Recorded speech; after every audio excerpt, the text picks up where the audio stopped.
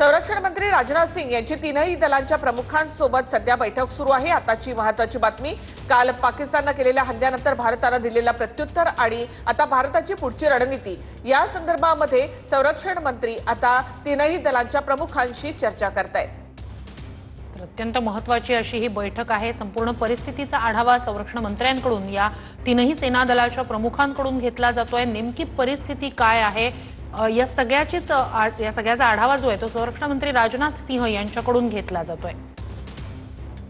तर पाकिस्तानकडून ड्रोन आणि मिसाईल हल्ले काल रात्री पुन्हा एकदा करण्यात आले, ज्याला आपण प्रत्युत्तर दिलं। म्हणजे ते ड्रोन आणि मिसाईल हल्ले आपण रोखले, हाणून पाडले।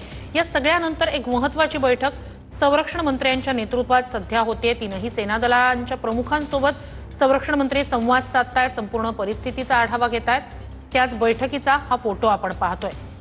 पाकिस्तानकडून सातत्याने होणारी आगळीक, मग ती LOC वरची असेल किंवा ड्रोन आणि मिसाईल हल्ले जे केले जात आहेत, या सगळ्याच्याच पार्श्वभूमीवर संरक्षण सज्जतेचा आढावा जो आहे तो घेतला जातोय।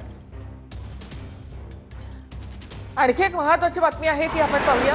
पंजाबच्या होशियारपूरमध्ये पाकिस्तानकडून मिसाईल हल्ल्याचा प्रयत्न करण्यात आलेला होता। होशियारपूरमध्ये पाकिस्तानने टाकलेल्या मिसाईलचे अवशेष सापडलेले आहेत। भारताकडून हा मिसाईल हल्ला नाकाम करण्यात आला। पंजाबच्या होशियारपूरमध्ये पाकिस्तानकडून मिसाईल हल्ल्याचा प्रयत्न, त्यानंतर या मिसाईलचे अवशेष जे आहेत ते या ठिकाणी सापडलेले आहेत।